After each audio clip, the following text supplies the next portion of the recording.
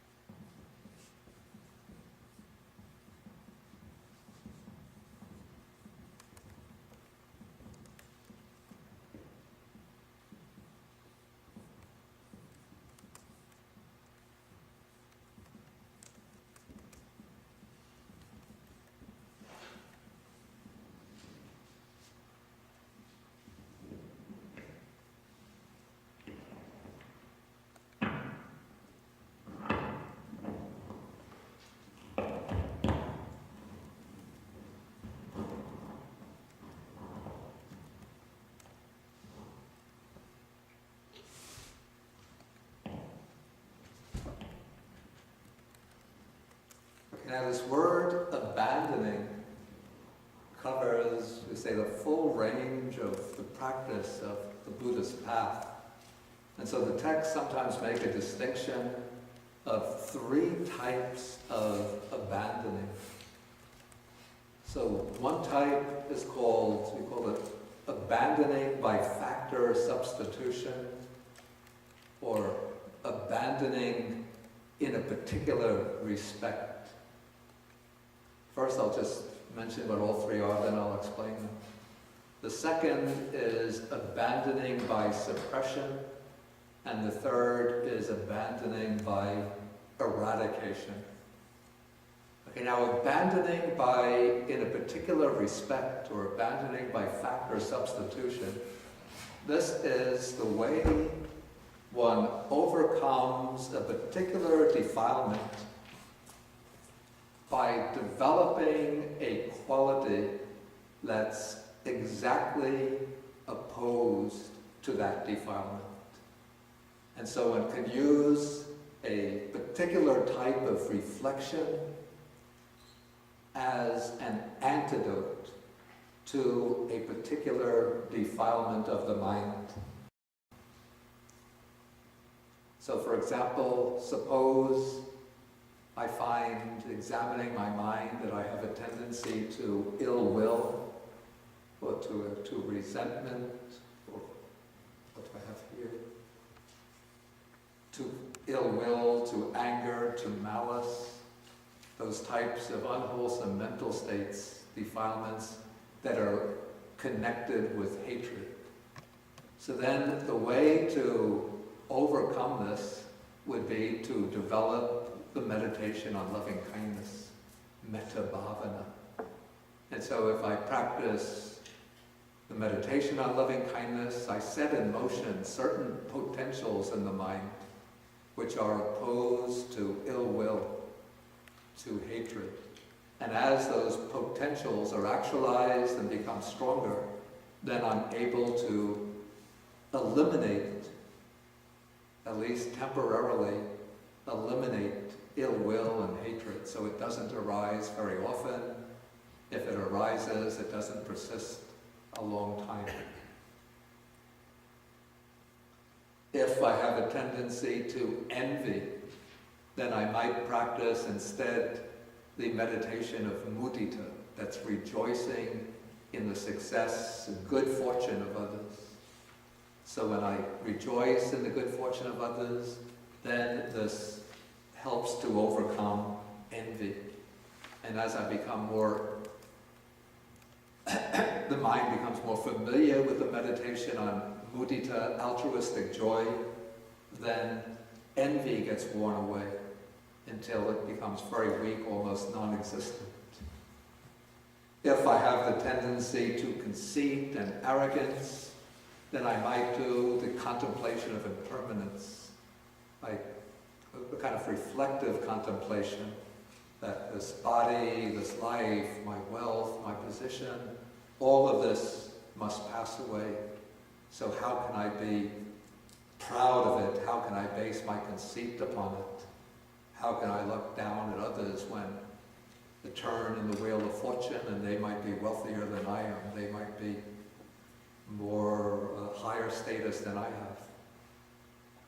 Okay, so this reflection on impermanence becomes the antidote to conceit, arrogance, and vanity. So these are methods of factor substitution. One develops one factor that's specifically opposed to a particular defilement, and in this way one weakens the defilement. Okay, so that's an important part of the Buddhist training. And generally, this covers a good part of the preparatory ground in Buddhist mind training. We have to find out what our particular weak spots are, our vulnerabilities, what are the defilements that arise persistently in our minds. Then we have to use the appropriate methods to counteract those defilements, to weaken them, to overcome them. Beyond this, there is another type of abandoning. This is called abandoning by suppression. And this doesn't mean the kind of anxious repression that we're supposed to have outgrown in this enlightened modern society. But rather, this means the complete suppression of defilements through the ability to attain deep samadhi, particularly the stages of absorption, the jhanas. So when one becomes skilled in samadhi, then one can enter into the jhanas, which are very pure, powerful, wholesome states of consciousness, where the mind becomes suffused with bliss and rapture and equanimity and tranquility, bright and radiant. And so one doesn't see any trace of these defilements in such a mind. And when one comes out of the samadhi and goes about one's day-to-day activities, the power of that samadhi still continues on, so that the defilements don't even appear in the form of occasional thoughts. And so in this way we say the defilements have been abandoned,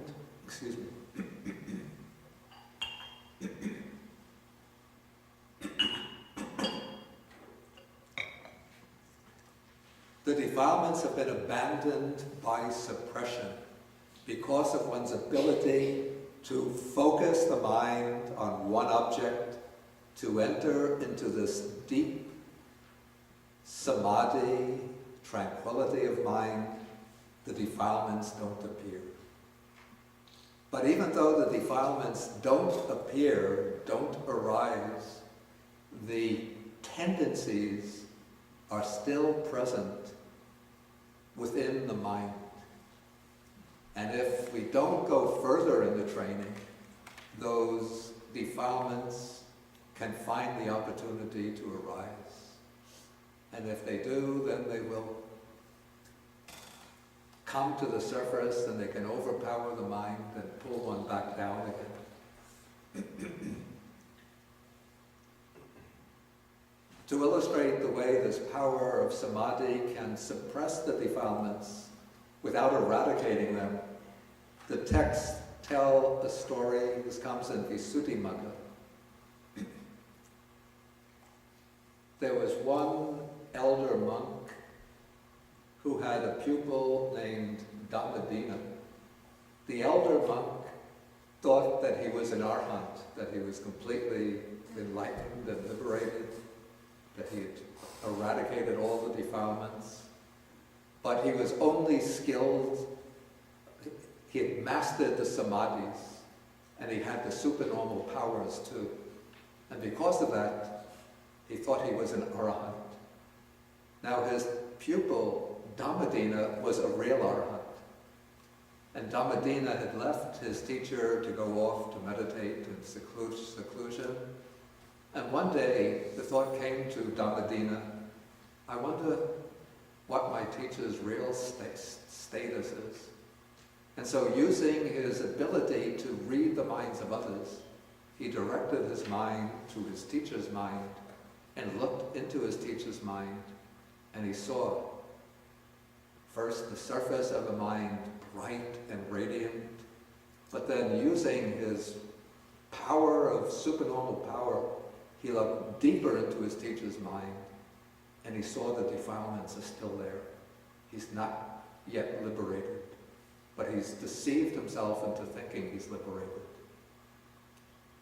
And so one day he went to visit his teacher, he paid respects to him. Then he said to his teacher, so, you've attained the goal, have you? The teacher said, so it is, friend. Then Dhammadina said to his teacher, and do you have the supernormal powers too? The teacher said, I do. Dhammadina said, in that case, create an elephant. Okay, so the teacher said, not difficult. He used his psychic power, snap of a finger, and there was a big elephant standing about 30 yards from both of them. Then Dhammadina said, make that elephant go into rut. That's the state where the elephant becomes, it's like going into heat. So the elephant becomes excited and it's a kind of liquid comes flowing out the ears or the mouth, I'm not sure. Then Dhammadina said, make that elephant come charging directly at us. So then the teacher said, not difficult. With resolution of the will, the elephant turned to them, started running directly at them. The elephant got closer, closer, closer. Suddenly the teacher's face turned white. He turned around to start to run away. Then Dhammadina grabbed him by the robe and said, tell me, teacher, if you're an arhat, do you still have fear? And immediately the teacher realized, I've been deceiving myself all this time. And then he said to Dhammadina, please help me, give me some instruction. Because he knew, when Dhammadina said that, he knew that Dhammadina had reached the goal. So then Dhammadina explained the approach to insight meditation. The teacher went off to practice, and then the next day came back as a real arhat. Everything has a happy ending.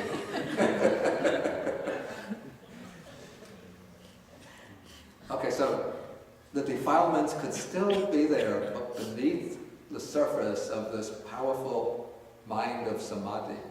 And so to eliminate them, one has to develop insight or wisdom. This is panya, or vipassana knowledge. And that brings about the erradication, abandoning by eradication of the defilements. Through this third stage, the defilements are eradicated right at the root so that they can never arise again.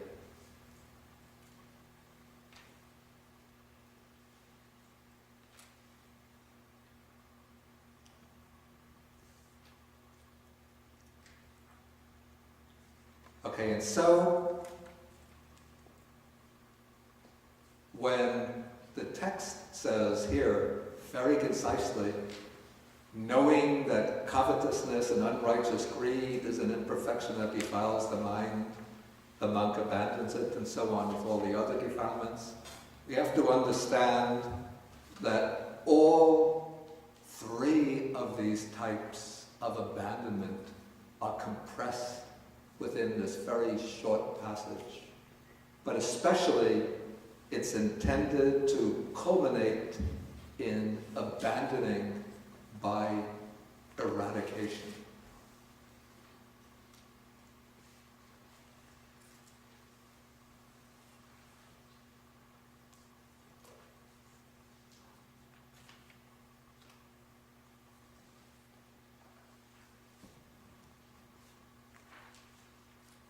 Okay, now the eradication of the defilements comes about when wisdom or insight is developed to a particular level, a level which is called the world transcending paths. These are the states of consciousness which arise through the development of insight. They're states of consciousness which have the power to eradicate the defilements right at the level of the root. Well, the word eradicate actually suggests root. So they have the power to eradicate the defilements so that they can never arise again.